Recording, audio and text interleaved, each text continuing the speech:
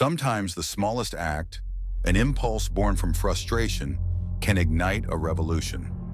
One evening, a young woman, burdened by failures and rejections, picked up a pair of scissors.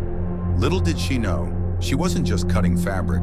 She was cutting through the barriers of doubt, the chains of convention, and the limits society had placed upon her. That woman was Sara Blakely, and this is her story. She wanted to argue in courtrooms, to stand tall in a world of power. But life had other plans. After failing the LSAT, not once but twice, Sara's dreams shattered. And like so many others, she could have given up. But Sara, she had a secret weapon, an unbreakable spirit. She found herself selling fax machines, knocking on doors for hours. Rejection became her companion, but where others saw dead ends, she saw lessons. Every no became fuel for something greater, though she didn't know what it was. Yet, one night, tired of discomfort and compromise, Sara had an idea. A wild, ridiculous idea. She didn't know it yet, but this tiny act of rebellion against discomfort would redefine the lives of millions of women. She was met with laughter, ridicule, and countless rejections. Who was this woman, they thought, with no fashion background, daring to reimagine an industry? But Sara had already faced rejection for years, and if they laughed, she laughed harder.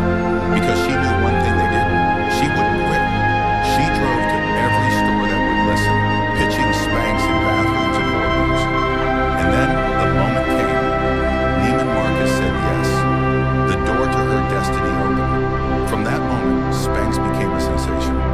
What began as an idea born of frustration turned into a billion-dollar revolution. Sara Blakely, the girl who failed her LSATs, was now the youngest self-made female billionaire. But Sara's story wasn't just about wealth, it was about empowerment.